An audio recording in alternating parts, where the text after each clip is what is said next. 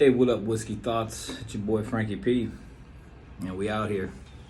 Have a topic of subject this evening, but before I get into the topic, I just wanted to speak a moment, actually a couple moments, on people that have affected my life in a very positive way in the work surrounding that I am enveloped in currently. There are several people that I work with now, brothers in arms, one that has, come and gone. And I wanted to mention them all in order of importance to me. First and foremost, the guy that I did my first ride along with, Barry Ford. Funny guy. A gentleman of color who would tell me after the first interaction that I was blacker than him and he was whiter than me. He said, "Frankie P, you Eminem white and I'm Tiger Woods black." And we spent a whole day just talking shit, having fun, making life a parody, and went back to the office and he told one of the higher ups, "This man's awesome. Don't let me train this guy because we will get no work done." So to Barry Ford, we miss you and we love you. You was the fucking man. Cancer's a bitch, and forever you will be missed greatly. Greatly.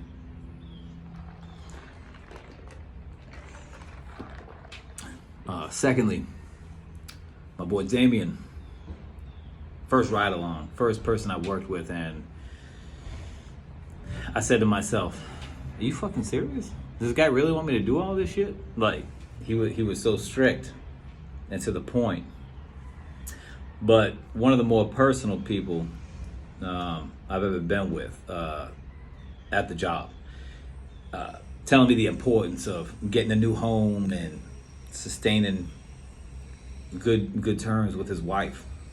This guy was wholesome and believed in everything he did, from the tiniest of things to the biggest thing. And I'm saying to myself, why the fuck is this guy? I mean, I was doing things that he said, "Oh, make sure you're doing this," and I was like, "Oh yeah," thinking, "Man, fuck that shit." And then he's like, "Hey, you didn't do this. You got to do this." Now I'm currently telling my coworkers, "Can you believe this guy that works with me didn't do this shit?" I sound like him. Great guy, great supporter, and takes his job very seriously. So, Damien, you the man, and don't forget it. I appreciate your devotion to the job and devotion to family. So, you out there. Thirdly, my boy Rodney. Rodney, this motherfucker is just like me, but older. Or am I just like him, but younger? One or the other. It's one of those things. But speaks his mind and doesn't let fear hinder him. The same with me. Don't fuck me, I won't fuck you. I'm gonna do things to the best of my ability.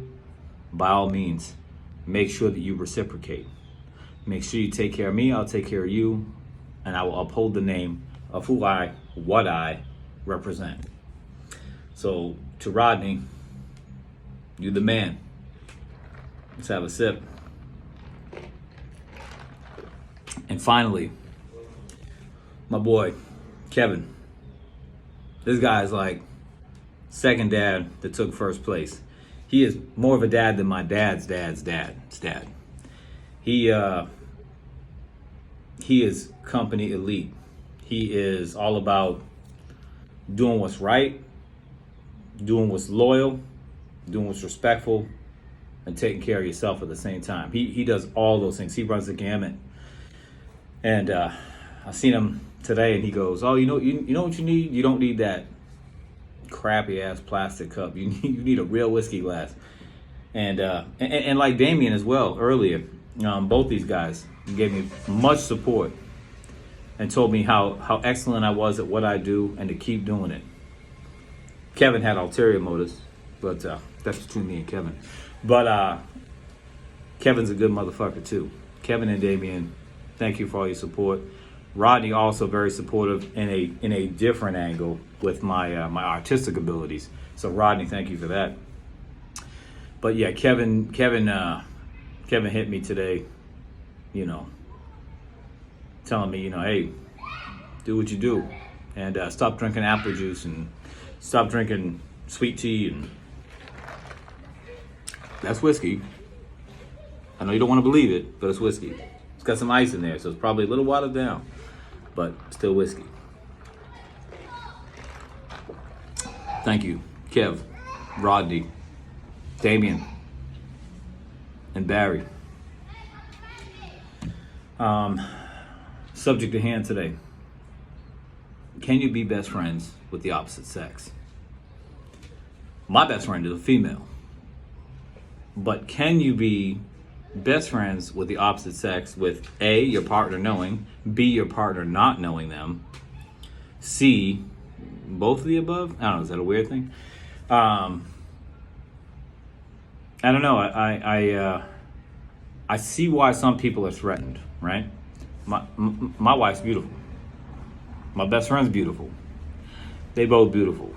But when there's this threat of ambiguity or like, oh, what lies beyond, you know, jealousy takes hold.